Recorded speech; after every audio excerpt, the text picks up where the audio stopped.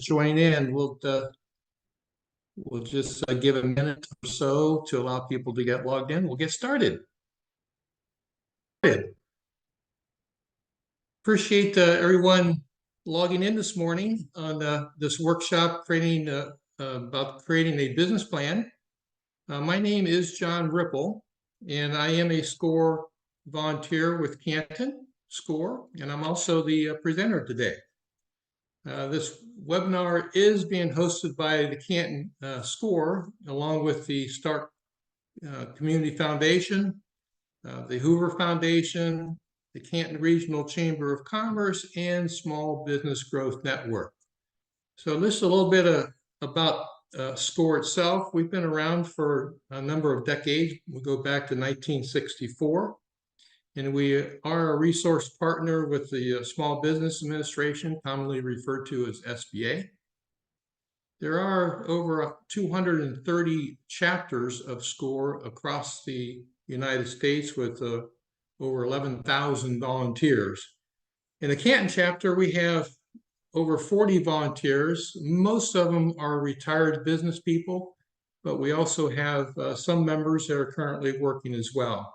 So we do have a nice cross-sectional slice of expertise, and we are here to help small business owners succeed. And we are free of charge and totally confidential. And we do cover a 5-county area, including Stark County, Carroll, Holmes, Tuscarawas, and Harrison counties. On the screen, you'll see the contact information for Canton SCORE. You can reach us through the Gmail account. You can actually go into the website, it's score.org/Canton, or feel free to call the number on the screen. Also, there's a 2D barcode that you can scan and get a direct link into Canton SCORE. You will be receiving a copy of the presentation shortly after the webinar is done. If you do have any questions as we are going through the presentation, please don't hesitate to ask, and I request that you use the Q&A tab at the bottom of your screen, and feel free to type in your question. And if when I see the question, I'll stop and try to answer it for you. This webinar is being recorded as well, and you will receive a link to this recording so you can review it at a time of your pleasure in the future. So with that, let's get started. So a little bit about myself. I had the pleasure of working with the Timken Company for nearly 39 years. I managed a warehouse and distribution center in Bucyrus, Ohio for over 25 years. So I'm very familiar with writing business plans, and I'd like to take this opportunity to be able to share my experience with the business plans development, and hopefully it will help you as you go forward in your business. The annual business plan that I've been involved with was designed to support the corporate business plan. However, our outlying distribution center is treated as though it was a small business. So we had our own business plan that supported the corporate business plans. I actually referred to the business plan that I wrote quite frequently. I kept it in my top desk drawer, and looked at it not weekly, at least several times per month, just to make sure we're on the right track. So our agenda for the day is to look at what is a business plan, who should have a business plan, the benefits of a business plan, the key elements of a business plan, measuring results of the business plan, and then we'll wrap things up at the end with a summary. So what is a business plan? In essence, the business plan is a roadmap for achieving the goals of your business. So it is a document that really incorporates the thoughts that you have in your mind and puts it down on paper. So the business plan will have details such as how and why you're going to run your business, how you will promote and market your business, how you plan to fund it, your business, who you expect your customers will be, as well as a business plan will just lay out a written plan that will include things like marketing, your financial, your operational viewpoint of your business. Many times people freak out when they hear the word business plan, but hopefully by the end of today's session, you'll be a little bit more comfortable with developing a business plan. If you've never done it before, it is frightening at first, but if you follow these steps today, you'll be able to write your business plan very well. So why write a business plan? Well, there are a couple reasons. One is that it provides a view of the market conditions for the business that you're running or going to start.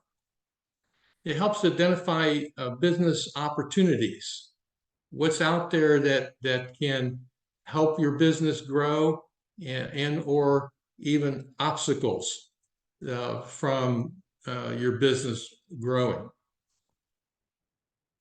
It also creates your marketing and operations approach. How are you going to promote your business? How are you going to operate the business?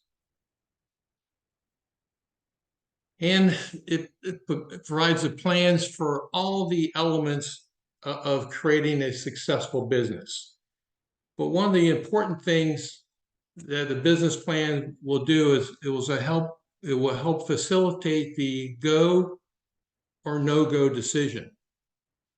Many times that you'll have thoughts in your mind and you'll be ready to go after your goals. However, at the conclusion of developing your business plan, there is a potential that you'll find that your goals won't make it. So it's a time to back off, regroup, and start going in a different direction. So you can do that before you put any significant financial commitment into your project. Plus, it also prepares for a quick and effective implementation. Again, it provides a roadmap for the success of your business. And one of the primary goals is for each business to be able to survive. So having a sound business plan and a structured business plan will help guide your business thoughts and your business direction down the right path of success. So who should have a business plan? Well, you can look at it in two ways. Any company that's currently in business should have a business plan, as well as any startup company, whether it's for-profit or a nonprofit. By doing that, it forces you to think of the aspects of your business. It looks at highlighting any problems that may exist out there. It forces you to look at all aspects of the business and the surrounding environment. It also helps to prepare you to meet investors and clients, interested parties, anyone that you think might be interested in investing in your business, and or helps you be able to prepare for grant writing if you're a nonprofit. And then for those that have already exist in a business, it is important to have a business plan in place. Even if you haven't created a business plan at this point, creating a business plan will help guide you to growth within your business. Again, it's a roadmap for growth and continuous success of your business. It really helps the owners as well as employees to be focused on where the direction of the company. And I want to stress on the associates. So people that do own small businesses and do have employees, it is really important to keep your associates apprised of what your business plan is. Without the success of your associates, you will never be able to accomplish your goals. It also then helps to provide the future vision of the business. Where is it you want the business to be 2 to 3 years from now? And then lastly, it helps to provide metrics for success. And I want to stress the metrics. It's very important to measure the progress of your company. When I was running the distribution center, I had basically 2 different problem-solving statements, and both of them are similar to each other, but different at the same time. If you got something to write this down, please do. And one of them is that you cannot fix what you do not measure. Again, you cannot fix what you do not measure. The second one that I always used to use is very similar, but it is that you cannot track what you do not measure. So as your business progresses, or the problem that you're trying to solve progresses, if you don't track it, then you cannot measure your success within that problem or your business goals. So you can't fix it if you do not measure. You can't track it if you do not measure. So early on in the process, you should perform a personal assessment on the business. And there's primarily 4 major segments within a business. You have the financial, you have the human resources, you have product and services, and you have marketing and sales. And the assessment is really doing what we call a SWOT analysis. And SWOT stands for strengths, weaknesses, opportunities, and threats. So in each one of those categories, you should do the SWOT analysis on yourself and identify the areas in which you have strength, as well as the areas where you do not have the skill sets and may need some help. It is important to me, it is important to recognize where those opportunities exist out there where you need help, and go after it. Go get the help, whether it's through Chamber of Commerce, whether it's through SCORE mentoring, whether it's through other business channels that can help you in those areas where you feel it's you're weak. But then capitalize on your strengths as well. So SWOT analysis, important. Strengths, weaknesses, opportunities, and threats. So let's look at the benefits of a business plan. The business plan helps you to stay focused, and by having defined strategies, can help you when the business model changes. As we may all recall, and we all lived through, within the past several years, we had the episode with COVID-19. And you can imagine that every business plan in the world had to change as a result of COVID-19. Those businesses that weren't flexible enough to change the direction of their business didn't survive. And we saw a lot of small businesses go out of business as a result of not being able to be flexible. Having a business plan and strategies in place to adapt to the ups and downs in the market will increase the probability of success in those business environment changes. It's an effective tool that really just it helps you to identify you over your competition.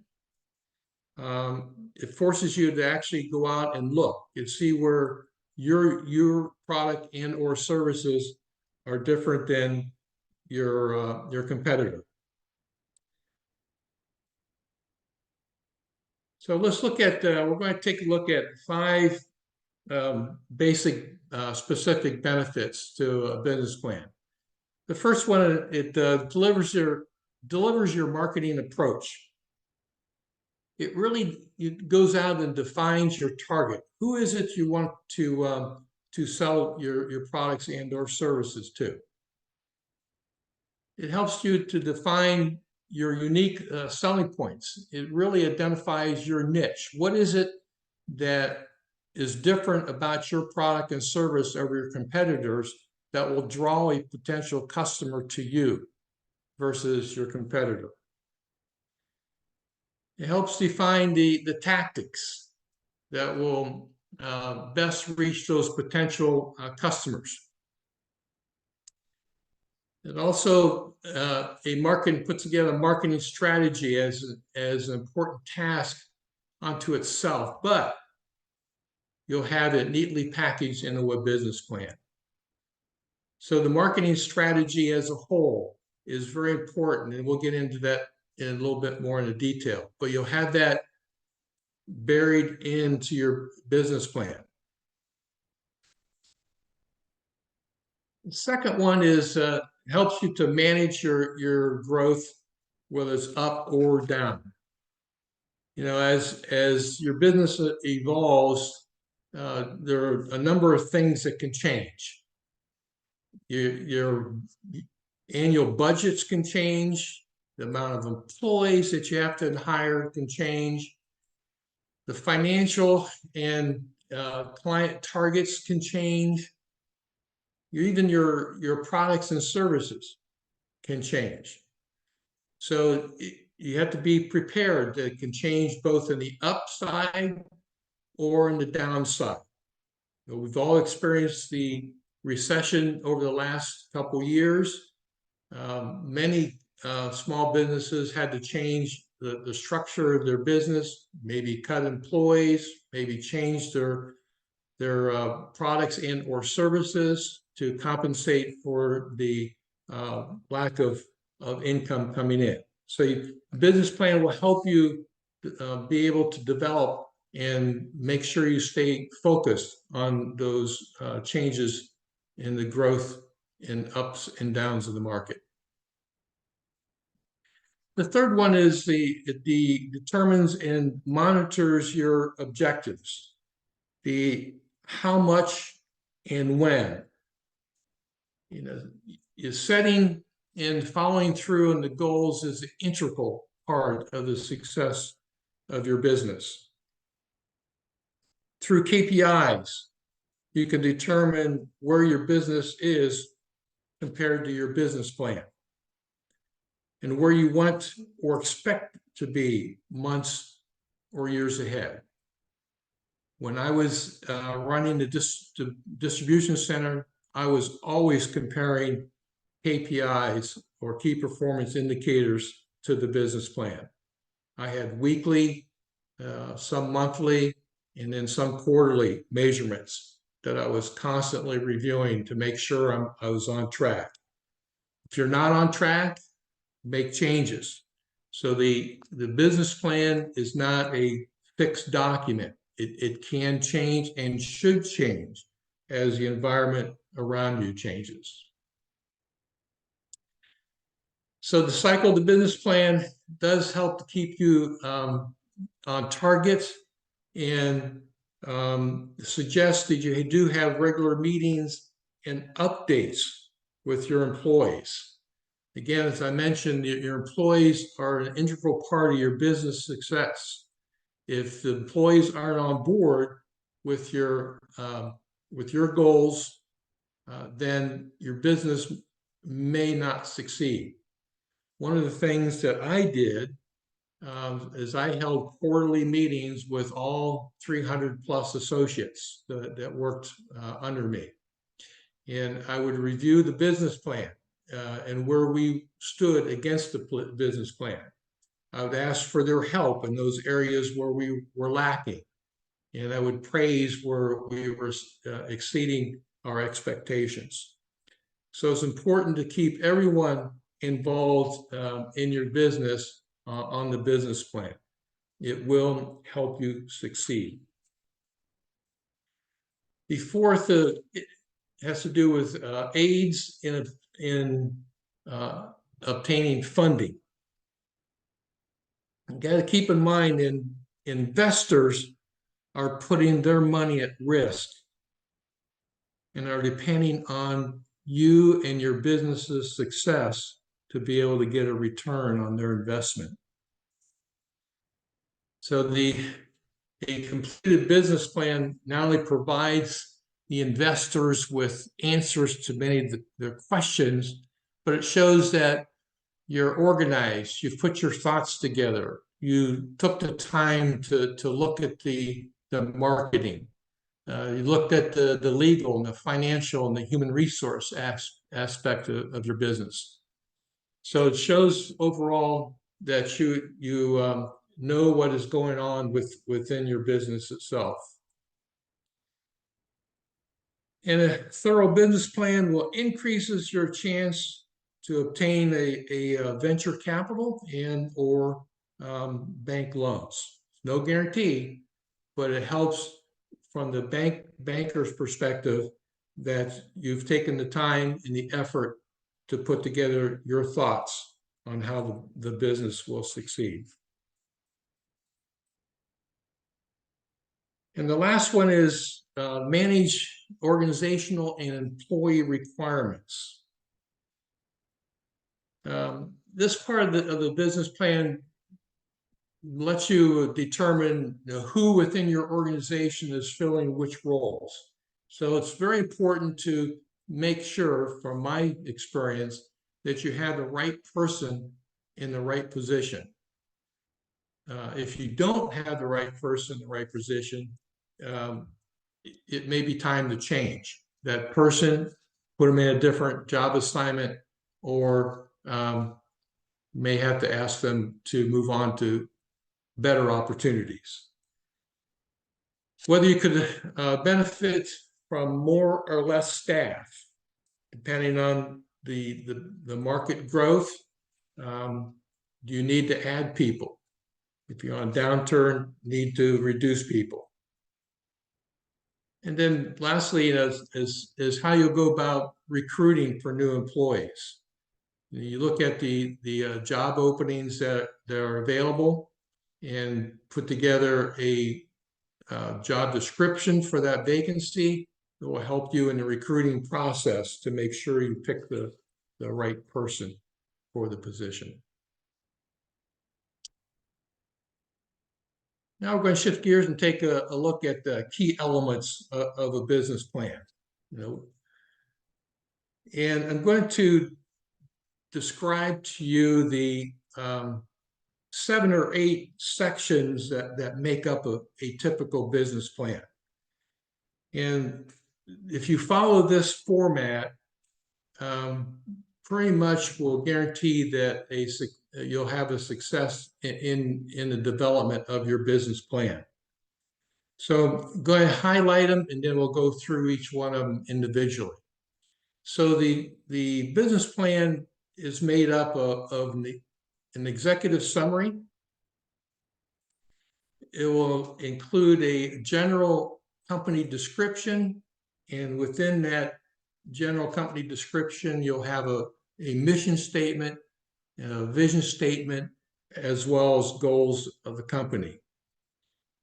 You'll include the market environment, which includes the products and services that you're going to be providing, the industry as a whole, the competitive analysis that you looked at, looking at your products compared to your competitors.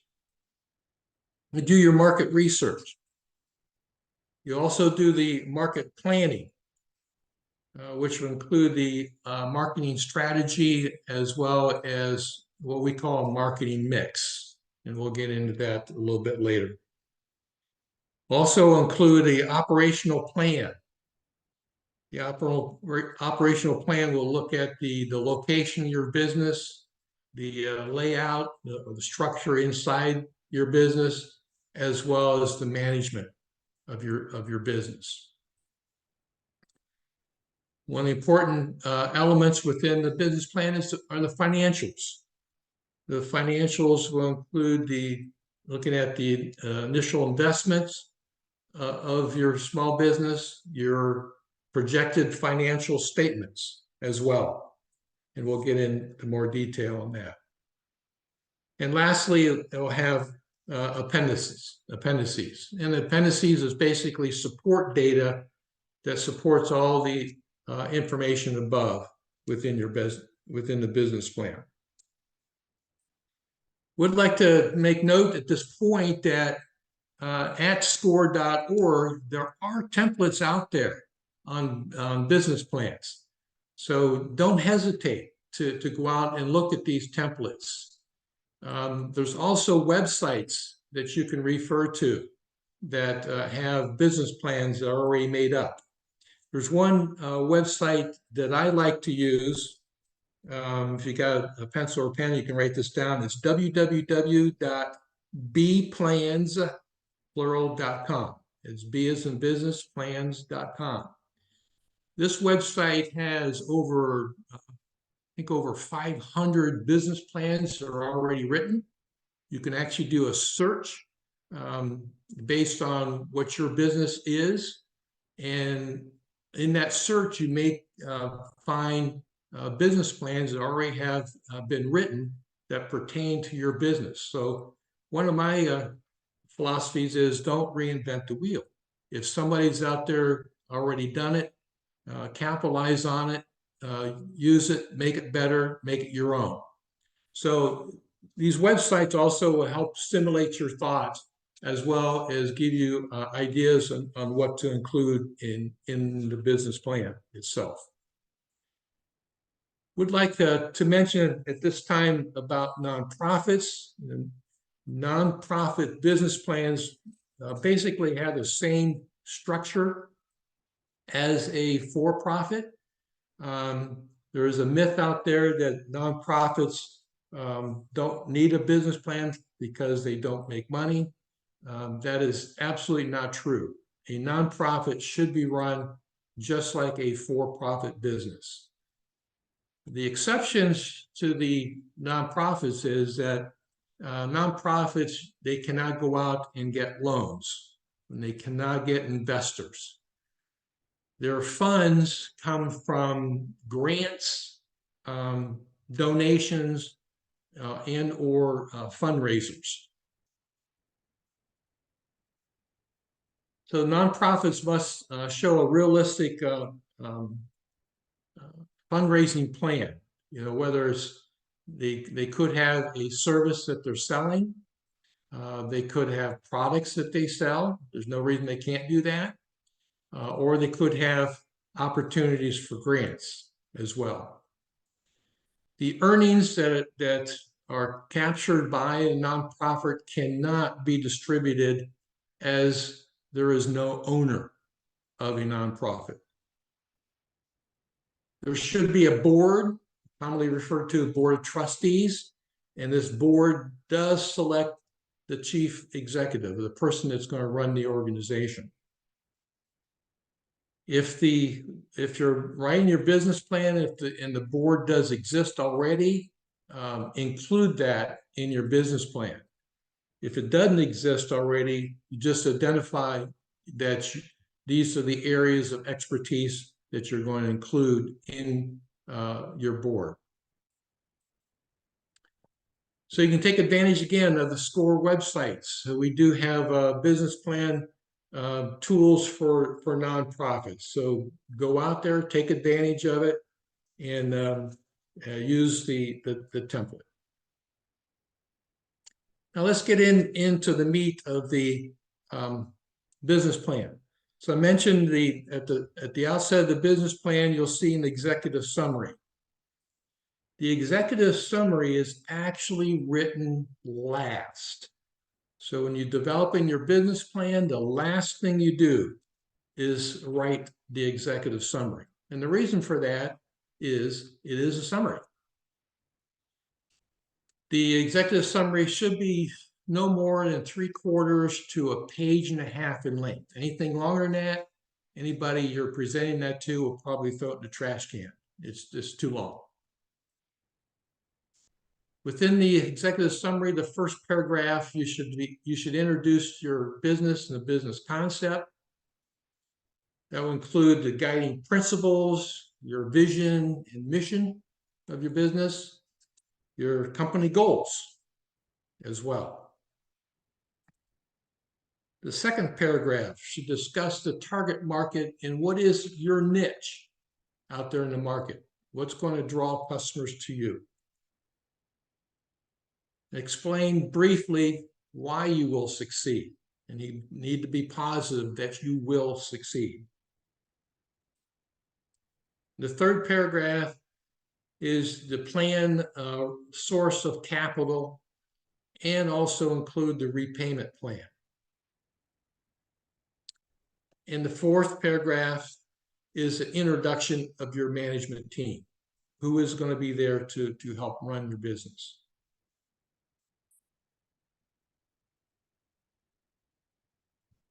Now, within the business plan, remember one of the elements is the general company description.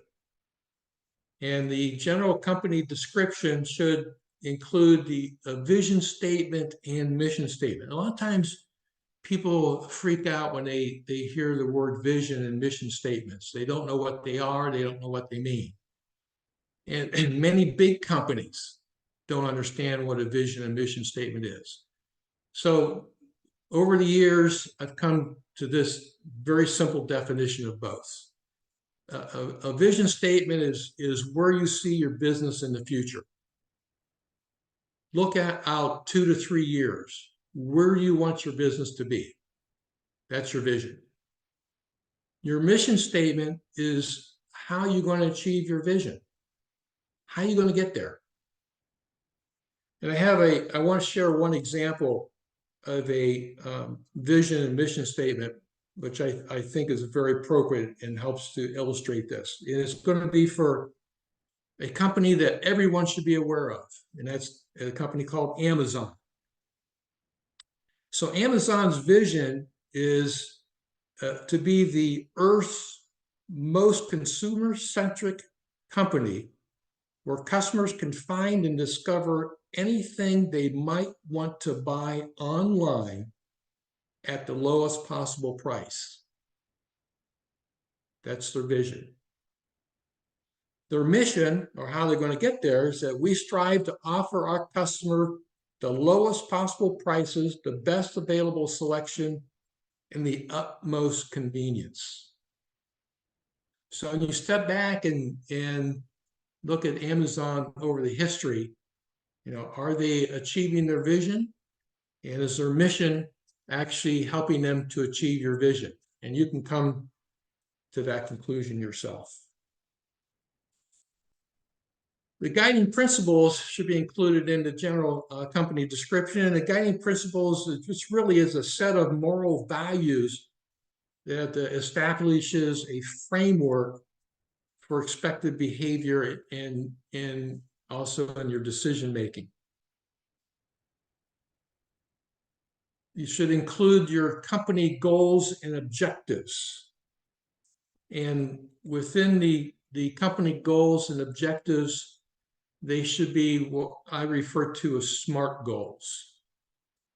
And SMART is an acronym that means specific, measurable, achievable, realistic, and timely. So specific, measurable, achievable, realistic, and timely. If you have a goal that doesn't fit that criteria, then it's not a good goal. In order for a goal to be specific, as an example, I normally use the 5 W's: the who, what, where, when, and why. So if you look at who's involved with the goal, what do I want to accomplish with the goal, where's the goal to be achieved, when do I want to achieve the goal, again, measuring, why do I want to achieve the goal. So again, when you're looking at company goals and objectives, make sure they're SMART. The next slide I'm going to show you, I'm throwing this in here because this will help you in any type of strategy or problem that you may have that you need to solve. And I refer to it as the 5 levels of a strategic plan, or it can actually be 5 levels of problem solving as well.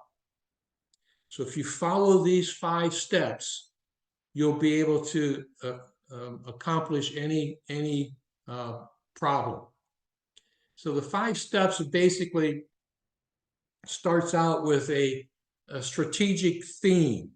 Looking at the big picture, every problem is supporting something, whether it's a quality of service or products, whether it deals with customer service, whether it deals with financials, whether it's an operational problem or a day-to-day service problem. Everything relates back to one of the pillars of the company. The next level is to defining the goals. What is the end result that you want to achieve on solving a particular problem or developing a business plan, as an example. The next level deals with the objectives. How much and by when? And this is where you start to get into measurable accountability, the measuring of results. You make the goals and objectives SMART so that you can measure them. The next level has to do with the strategies.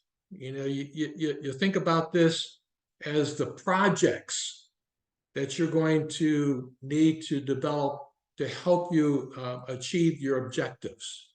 Again, it's kind of the higher level looking at it. What is it you're going to need to do to be able to accomplish your objectives and your goals? And then the tactics is where the true rubber meets the road. This is where you have assignments. You may designate various people within your organization to work on specific tactics to accomplish. Again, they must be time related, and they must be measurable. So if you can satisfy the tactics that you laid out, and if you laid out the proper tactics, then you should be able to satisfy your strategy or meet your strategies. If you meet your strategies, you'll absolutely meet the objectives. If you meet your objectives, then you should have accomplished your goals.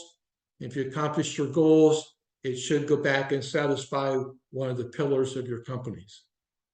So again, if you use this 5-step approach in any type of problem solving, whether it's day-to-day operations, whether it's helping to develop the business plan, it will be to your benefit. So we're going to look at the market environment. And this is where you define the business concept. You define your products and or services. You describe the industry, and the industry will include things like your customers. What are your customers' needs? What's the size of the customer base? What's the growth opportunity of the market in which you're in? You look at your competitors, you look at the strengths and weaknesses of your competition. And in some cases, you should actually know the strengths and weaknesses of your competitors better than the competitors know themselves. That helps you with your niche market, be able to pull customers away from the competitors. You want to look at the market focus and the market share. How much potential growth is there out there? Can the market actually take another competitor out there? You look at the relevant uncontrollable factors, which may include the economy. Are we in a recession? Are we in a growth mode? You look at the technologies that are out there. You look at the legal and regulatory things that may be surrounding the area and or the business that you're in. Again, you look at the demographics as well as the competition. You look at your business focus and unique competencies. What is it that makes you stand out, that's going to want to pull customers away from your competitors to you? You need to also look at the legal structure within the business. I want to interject this in that there is an opportunity if you do need some legal advice. There is a program at the University of Akron Law School called SEED, and that is the Small Entrepreneur and Economic Development. And as part of their class structure, they can may be able to provide some assistance to you under the guidance of a professor or mentor within the school. So there is that opportunity that if you need any type of legal help, you can may be able to get some from the SEED program at the University of Akron. Now let's take a look at the market research and look at the environment that's outside your business. Again, you want to look at who are your potential customers. What size is the market that's out there? Is there enough potential customer base that can support both you and your competitor? Can you take business away from your competitor and bring it to you? When you look at that, the customers, where is it that you can reach them? Through social media, through advertising, through boots on the ground, email, so forth. You look at it from the customer's perspective, what do they want and need? And in some cases, customers don't realize they need something that you have. You need to convince them of that. And also then look at how do they behave? What's the behavior of the potential customers that are out there? You, again, keep repeating this. You want to create your market position, your niche in the market. It's going to make you and your business stand out over your competition.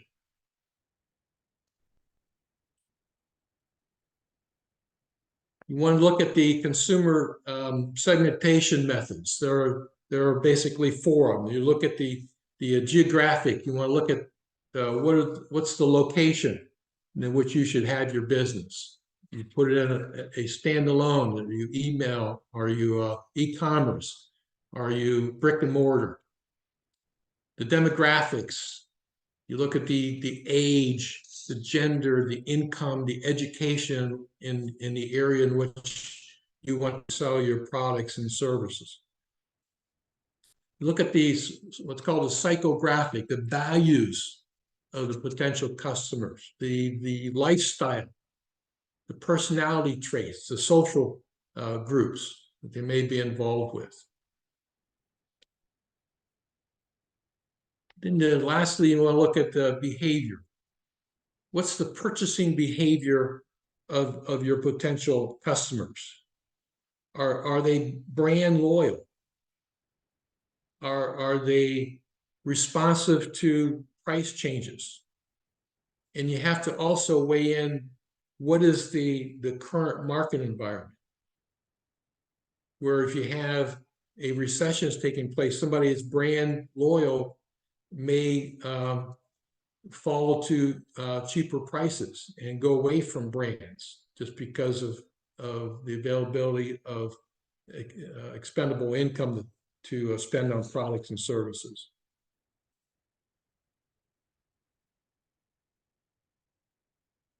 So now we want to, now that we've done some of the market research, we need to document your marketing plan.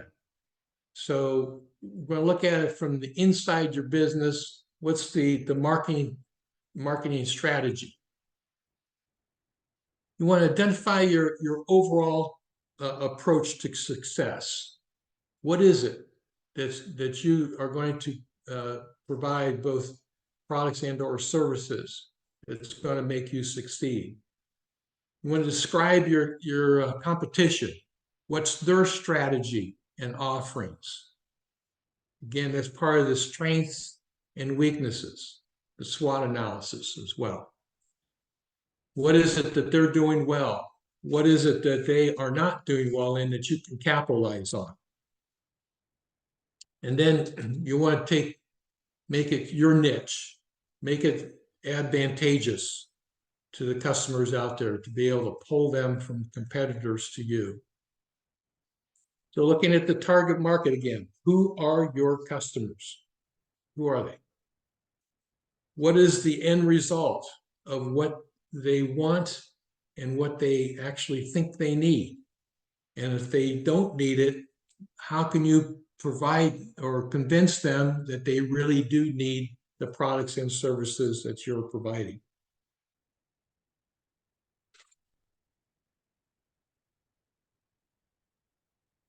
Within the marketing plan, there are, and I think we might have mentioned this earlier, there's what they call the marketing mix. And the marketing mix is commonly referred to as the 4 Ps. It involves product, price, promotion, as well as place. And we'll take a look at each one of these. So when you look at the products and or services, you want to look at it from the customer's viewpoint. So you wanted to look at, the different products and services you're providing, again, from the customer's viewpoint, the packaging and software support. Does the packaging look good? Is it generic? What is it from a customer's perspective that's going to draw them to your products and or services? What's going to be the benefits to the customer? What is it the customer doesn't know that they really need from your business? Suppliers and backups, things to consider from the customer's perspective. Suppliers may want to be cognizant of where your products are coming from if you're not making them yourselves. People may have an issue with products not made in USA, as an example. And in order to not interrupt the supply chain, you may have to consider backups to suppliers. And we've all recognized over the last couple of years with the COVID-19, how the supply chains got totally turned upside down. There was a trend for many years for companies to have a single source supplier in order to keep costs down and quality up. During the COVID-19, the single source supplier created havoc the suppliers couldn't supply what the needs were for the end user. As a result, businesses were suffering, customers were suffering at the same time. And then looking at from the customer perspective, what are our post-sale services and policies? How are you going to support the services, if you will, and products that you're providing if something goes wrong? From the price perspective, John, before you go, sure. There's a question in the chat from Alexandria, and Sure. she asked if should SWOTs be created for at the individual and the competitor level? Create individual and competitor SWOTs? Yes. Yes. Yeah, the SWOT is, again, identifying the strengths, weaknesses, opportunities, and threats. You look at that from your own perspective, you can look at it from where are you strength-wise, where do you have weaknesses, where do you have opportunities, and what threats are out there that's restricting you as a person. The same thing fits for your competitors. Identifying what their strengths are, and especially identify where their weaknesses are. The weaknesses is what potentially that you as a competitor to them can capitalize on.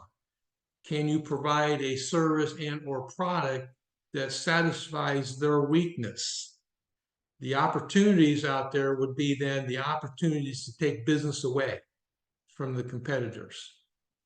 The threats that are out there would be, like, from the competitor's perspective, the threat would be a competitor of theirs taking business away. So again, the SWOT analysis works from both the personal perspective as well as business as a whole, looking at your competitors. So getting back to, hopefully that answers the question, looking at price, there is a myth out there that the lowest price is always good, and that is not true. The lowest price may not be a good policy for your particular business, whether it's you're selling products and or services. And the reason for that is that you can look at the quality and or service behind your product that makes you a notch above your competition. So that follow-up on service, as an example, may put you in a different market than your competitor, which warrants a higher price. Having products that are sourced locally and or within the United States, as an example, may make you a competitive advantage, which then gives you the opportunity to charge a higher price versus your competitor. You're not only supporting local, but the quality may be one notch higher. You can help offset this by creating programs. You can create packages where if you buy X number of products, you'll get a discount, or you do a combination of things where if you buy a combination of products, you'll get one free, as an example. There's all different types of things that you can do to help support the higher prices that you charge. Also look at, after the sales. I mentioned, you look at the warranty. Do you support the products that you're selling? The refund policy, no questions asked. Take the product back and or replace the product. Look at credit. Might be another one where you can extend credit to specific customers. If you're selling to consumers, cash is the best way to go or credit card. But when you think about the credit card, even though it's like cash, you do have to consider the service charge for using that credit card. Anything anywhere from perhaps 3 to 4%, the credit card company will charge you as a small business for using their card. Looking at the promotion, the third P, you look at the social, look at the social media. In many cases, the small businesses and businesses as a whole kind of forget about the marketing or promoting the products, and they neglect to put any monies in the budget for that. However, there are avenues in which you can market relatively cheaply, in some cases free of charge. Through social media, you may be able to take advantage of the LinkedIn, the X, the Facebook, Instagram. You can be able to promote your products and services through those social medias, and in most cases, they're free of charge. Using of constant contact is another avenue in which you can blast out business-related messages to potential customers and or former customers to keep them apprised of what you're selling and promoting and or your business as a whole. Looking at advertising, there's different media, there's trade shows, there's catalogs, there's other avenues of being able to advertise. And a lot of times we kind of, again, neglect that. Newspapers are going by the wayside, but there's still newspapers that are done digitally. So that's another avenue to consider as well. So promoting your product. John, Yes. would you take a look at the chat? There are a couple of Sure. questions out there for you. Let's see.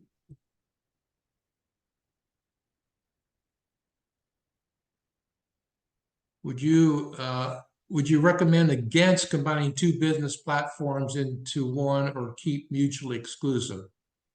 For example, I've been in a business transformation strategy consultant for 6 years, and I've been a real estate investor for 10 years. I'm planning to create a wealth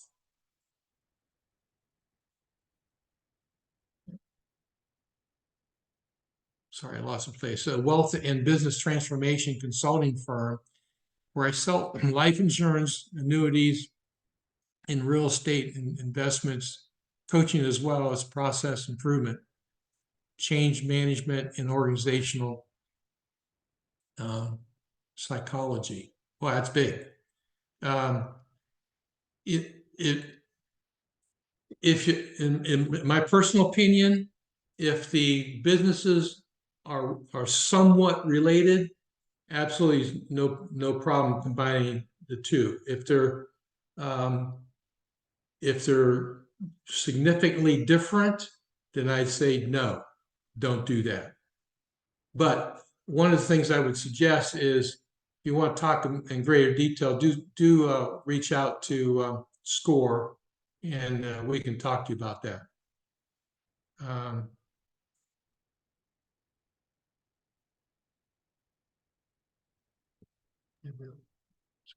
John, I'm going to put a link to how to request a mentor in the chat. Okay, very good. Thank you. Okay, going on with the promotion, communication programs. You have both internal and external. Again, it's very important, as I mentioned earlier, about keeping your associates apprised. It's important to keep your internal associates up to speed on what's going on within your business, with achieving your goals within the business plan. Also, it's important to keep the communication external as well. How good you are doing is important to your customers to as a potential reason to come back to you. You know, the awareness, the image and reputation of your business is very important. One area that some businesses neglect is a graphic image. It doesn't cost a lot to create a logo for your business. And if you do create that logo, and if your business is serving the customers, then it may be appropriate to have logo on your shirts and your hats, garments as a whole, the letterhead in which you use to send out to customers, potential customers, emails as well. Take advantage of a logo to promote your business. Oops. Repeat customers.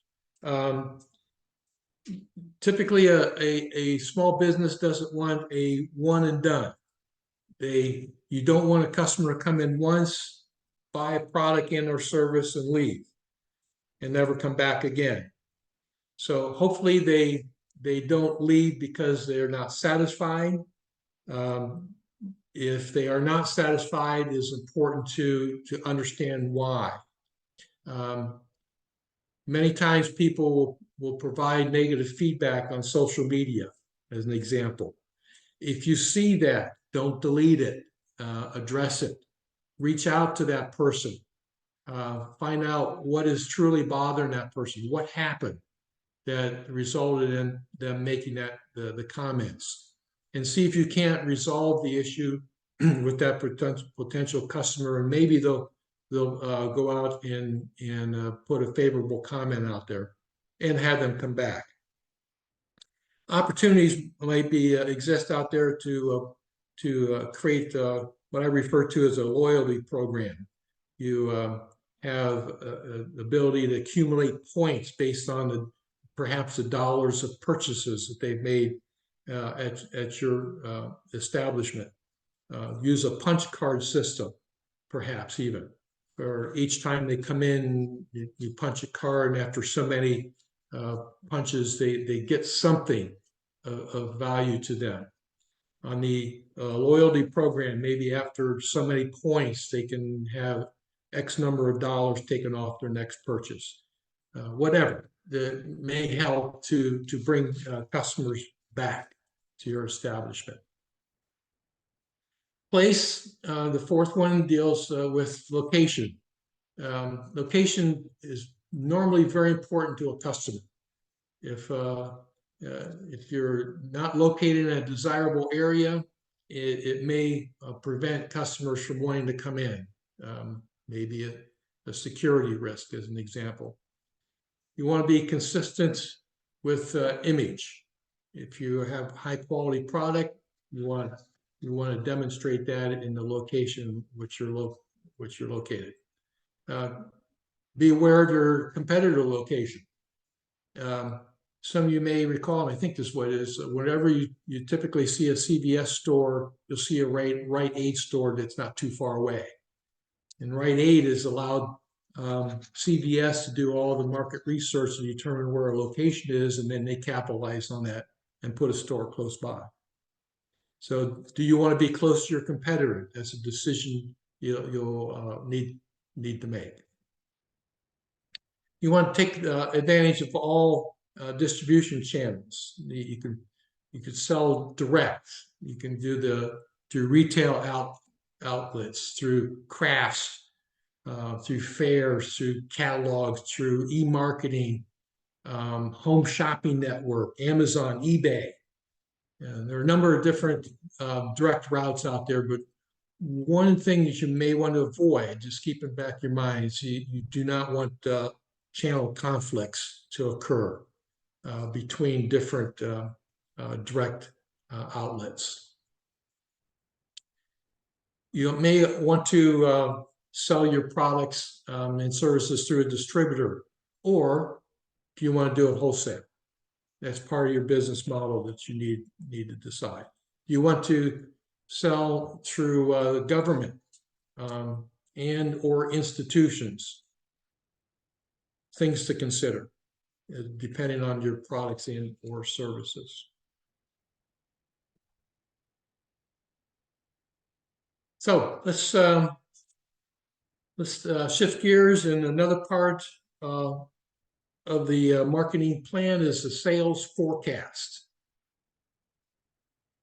The sales forecast, you look at it, you look at a month-by-month projection.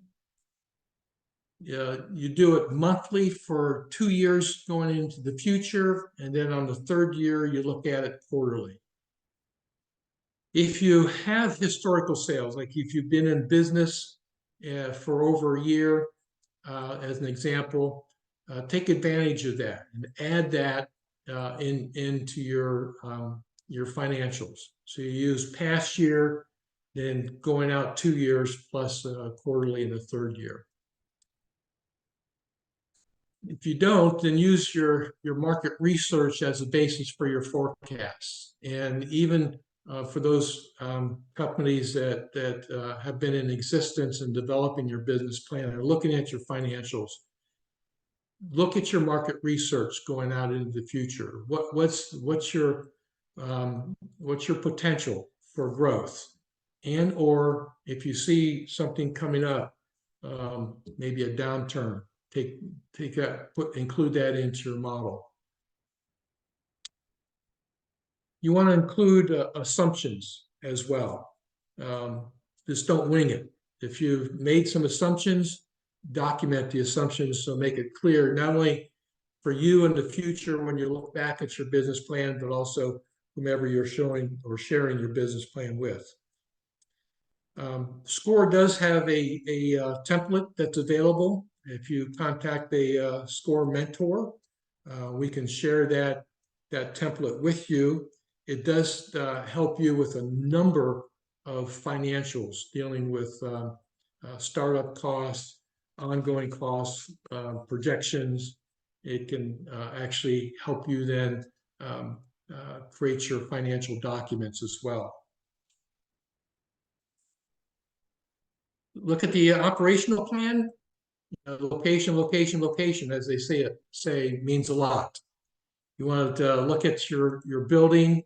You got to look at the type of building it is, the size, how much space you're going to need in order to do your products if you're in manufacturing and or service. Do you have potential for growth within the building? Can you buy the building next door, as an example, or lease it, the building next door if you are in a growth mode? Need to look at access to your premises from the customer's perspective. Is parking close by? Do you park out front? Is there a parking lot nearby? You look at it from the suppliers as well, and any support that's required to bring in supplies. If you own a restaurant, being able to bring in food services. And look at transportation. Are there SARTA buses that are around that can drop and pick up people, as an example? We mentioned parking and hours, the hours in which you can be open. You also look at special requirements such as utility and water to the area. You look at fire protection, look at zoning, look at security. So there's a number of things, even little things like lighting of the sidewalk, snow removal, things that you need to think about if you are locating your business someplace.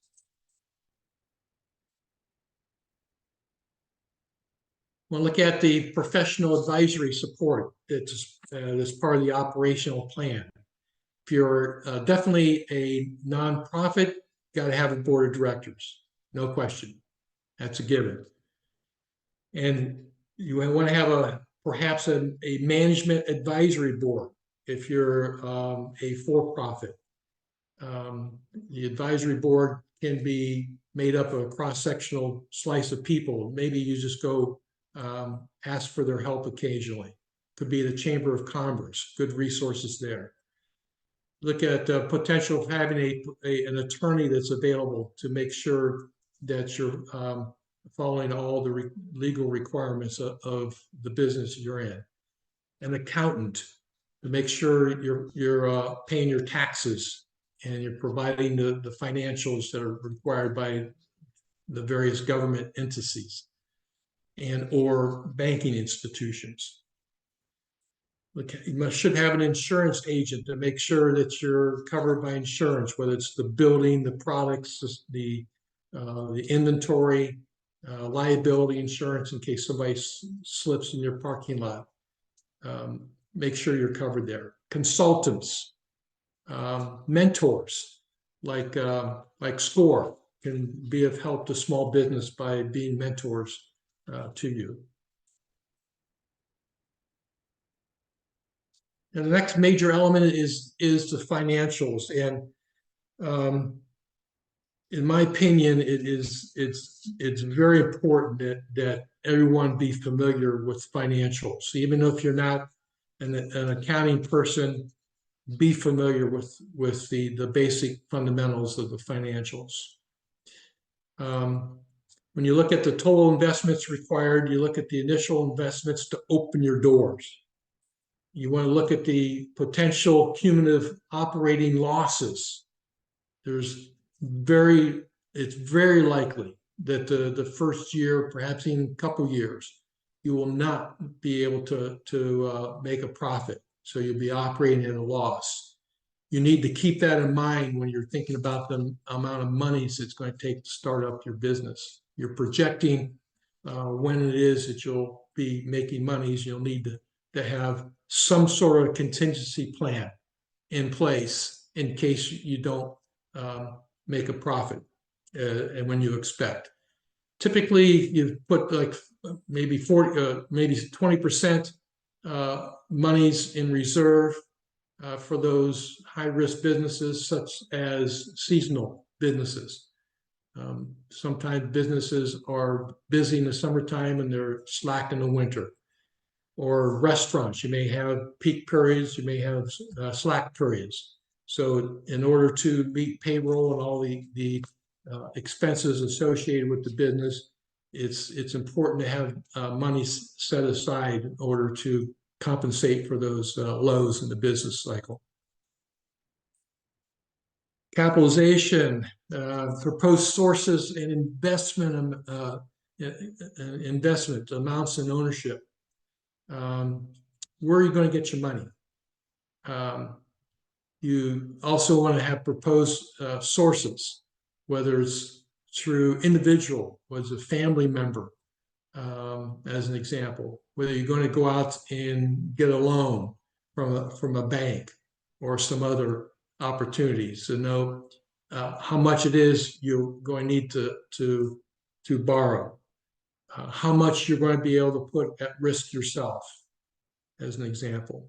Typically, I believe it's maybe 10 to 20%, 10% minimum that you'll have to put down at risk if you're going to get a loan at a bank, as an example. For nonprofits, you look at grant opportunity, and you can go to the library, specifically the Canton Library, as an example, and they can help you actually do a search on the available grants that are out there for the different types of or the market or the business that you want to run. Also, SCORE puts on a grant writing workshop. We will be putting on another grant writing workshop late this spring, early summer, and it's a good opportunity to learn how to write or submit a grant. Also, again, templates on the SCORE website. Take advantage of it. They're out there free of charge. It'll definitely help you. So now let's look at the financial plan as a whole. Again, as I mentioned, every business owner should be familiar with the financials. The profit and loss statement, P&L, commonly referred to, also known as the income statement. Very important that this you want to look at 2 years out, and you want to do that by month. And then the third year, as mentioned earlier, do that quarterly. Cash flow forecast. Cash flow is critical. Without cash, your business won't survive. Projected balance sheet. Your balance sheet is, if you're not familiar with that, it's your assets that you have within the company versus your liabilities and owner's equity. Owner's equity is what you have put into the business. So on the balance sheet, your assets must equal your liabilities plus your owner's equity. Be familiar with that. Break even and payback calculations, very important. So if you borrow monies, it's important to be able to have the tools there to be able to identify when is it you're going to break even as a company. And then at that point, you're going to be at the break-even point, then you'll be making profits. Definitely you can put back into your company as an example. And we have tools out there that can help you with that and be able to help in calculating the break-even point, the balance sheet, the income statement, and cash flow. Take advantage of the score templates. Also, we do within Canton Score, we do have a financial team that can then help you walk you through the process of your financials.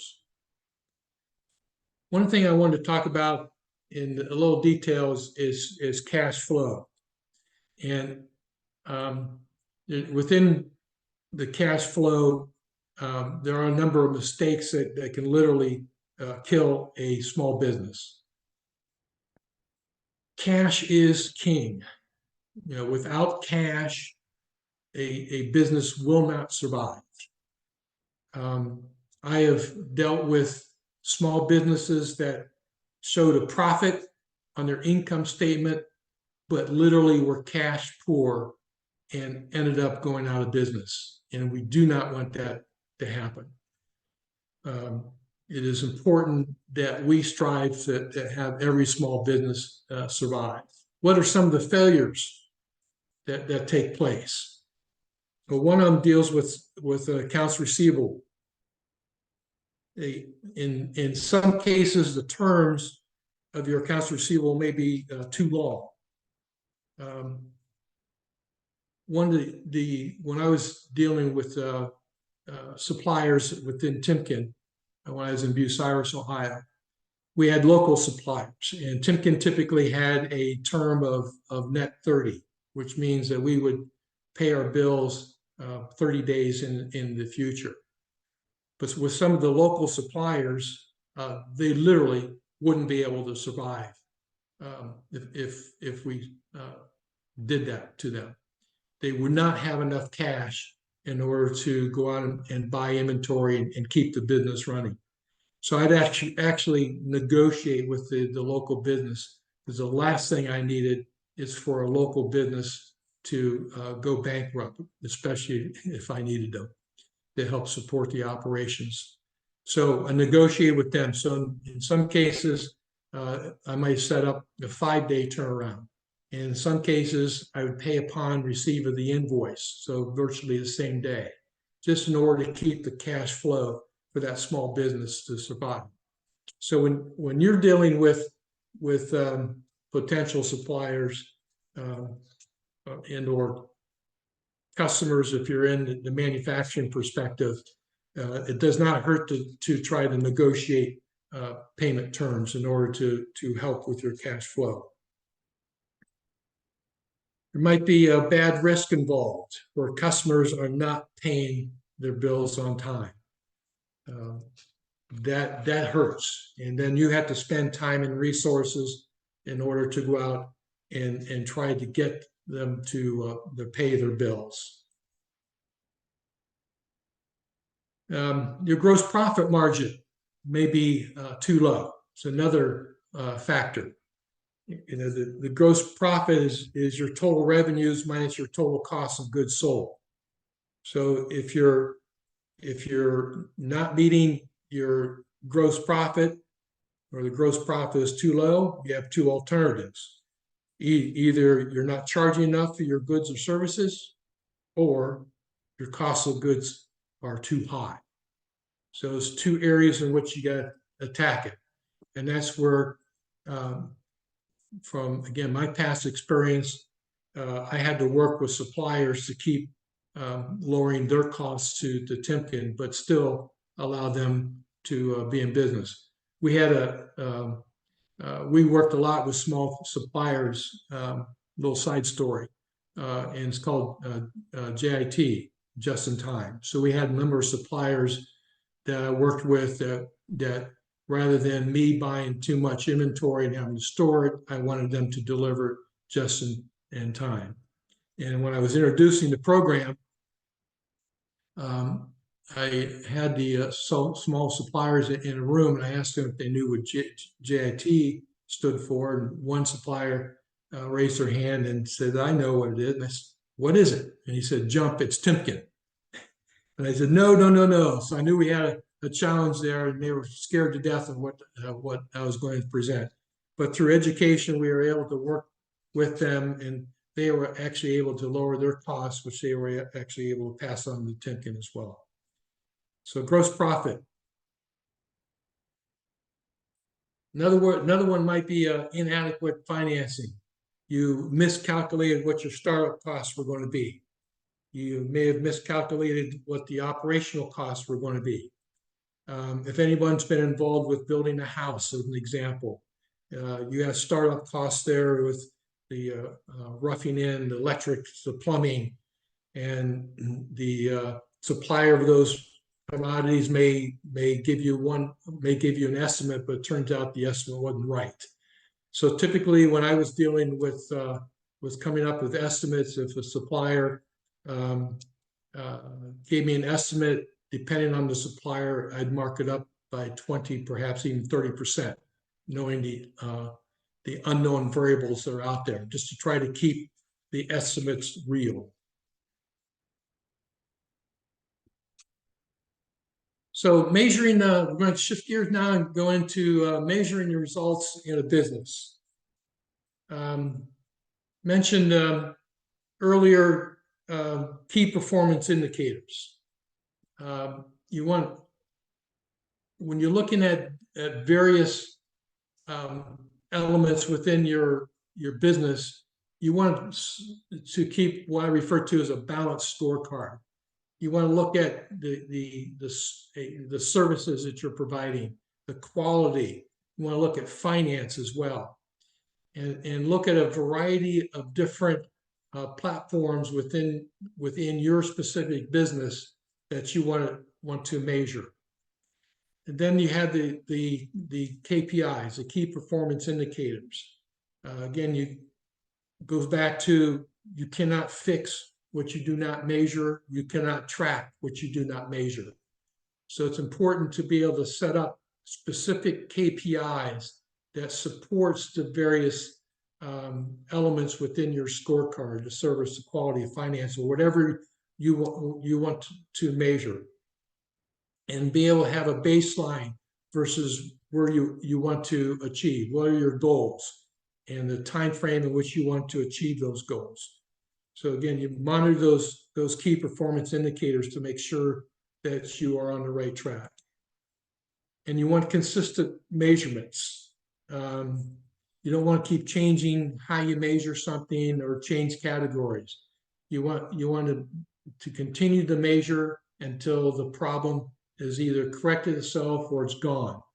And if you have an issue that you've achieved its goals, you've met the problem, and you take it off as an indicator that you want to track, and you put something else on there that you want to track.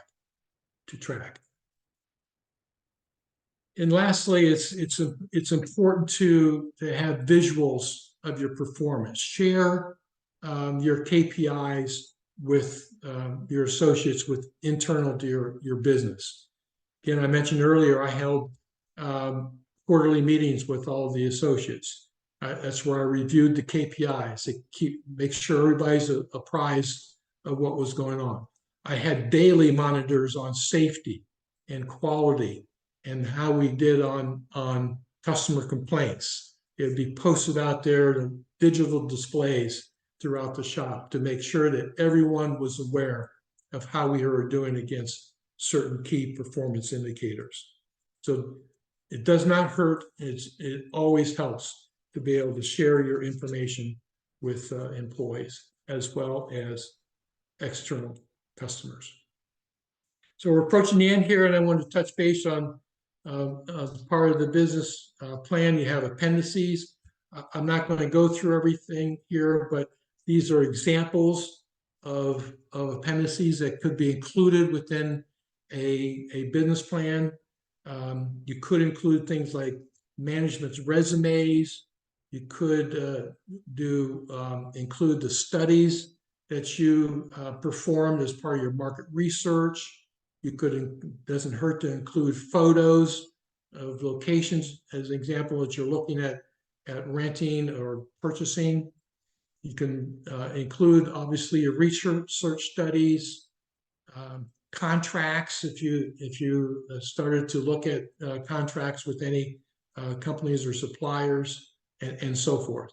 So it's really it's an accumulation of data that is there to support the body of your business plan. It's backup information to your business plan.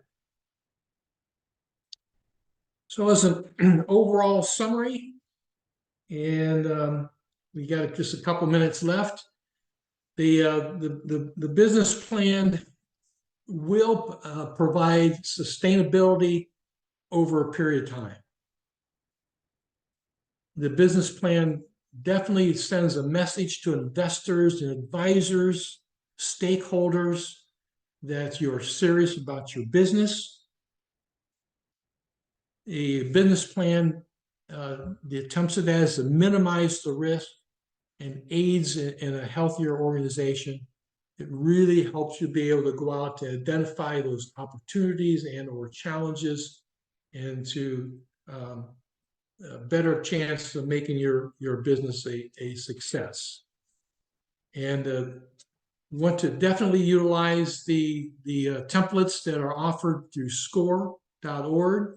We have business plans, we have the financials, we have startup estimates, we have cash flow, all different templates that are out there that are free of charge. Don't hesitate to go out and look at them. Reach out to a SCORE mentor as well. We can help you through the process. We can't do it for you, but we can help provide the tools that will make you a success. And then lastly, I wanted to put out this location for pre-written business plans, templates that are out there, www.bplans.com. Take advantage of that website to get ideas on what to include in a business plan that pertains to your specific business. When you get on the website, scroll down and you'll be able to, there's a search engine there that you can use to search your specific business, and hopefully a business plan similar to your business will pop up, and you can use that as a guide. So with that kind of concludes the webinar for the day. Let me check to see whether there's any questions out there. Feel free to, if you got any questions, feel free to ask. We got a couple minutes left. I'll stick around. There's a lot of information that we covered today. Again, the copy of the PowerPoint will be sent to you shortly. Also, there will be a link to this webinar that you can view at your own time and leisure.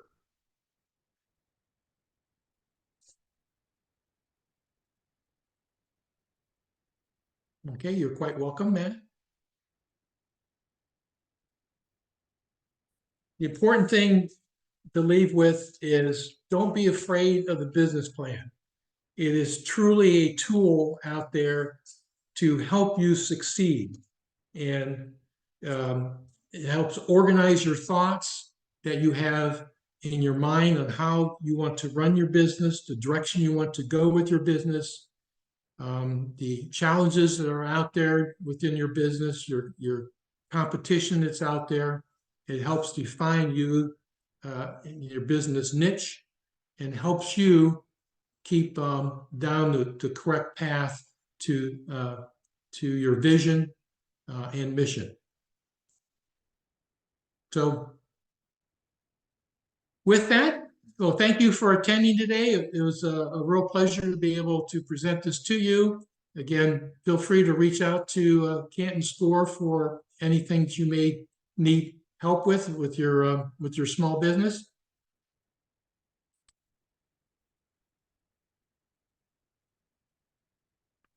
Feel free to reach out to us. Thank you. With that, we'll conclude